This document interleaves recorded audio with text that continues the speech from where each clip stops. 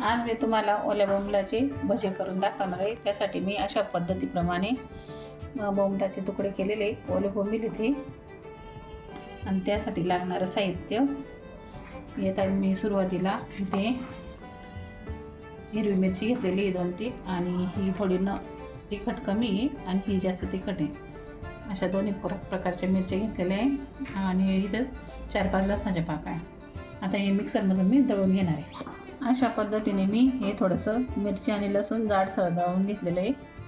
आता इथे मी एका बाउलमध्ये थोडंसं आहे ना बेसनाचं पीठ घेतलेलं आहे आणि चवीनुसार आता आपण मीठ टाकू। चवीनुसार थोडीशी आणि अगदी एकदम असं चुटकीसरशी थोडासा सोडा। आता आपण ही मिरची आणि लसणाची दळलेली पेस्ट टाकतो। आता थोडं थोडं पाणी टाकून हे मिश्रण मिक्स करून घ्यायचे।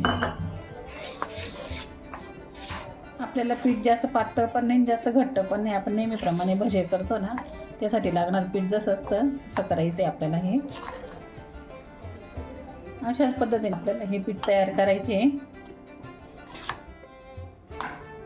आता इथे पीठ पण तयार आहे आणि इथं ओल्या बोंबलाचे तुकडे पण आहे आणि ते आता आपण भजेसारखे काढून घेणार आहे। इथं तेल मी कढईत तापत ठेवलेलं गॅसवर। आता आपलं तेल तापलेलं आहे। आता आपण एक एक करून असे भजे काढून घेऊ।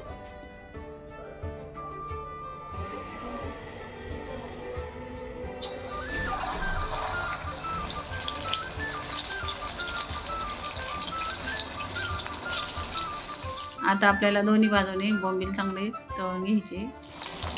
अशाच पद्धतीने आपल्याला हे भजे करायचे। मस्त छानपैकी असे क्रिस्पी झालेले आता आपण काढून घेऊ।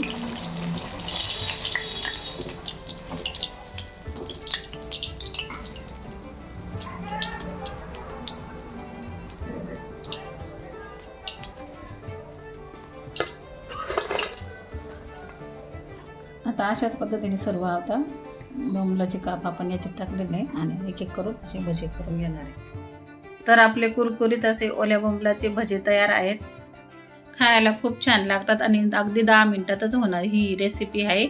तुम्ही लहान मुलांना म्हाताऱ्या माणसांना सहज देऊ शकता आणि खूप छान आहे, लवकर होणारी आहे आणि तुम्ही नक्की करून बघा।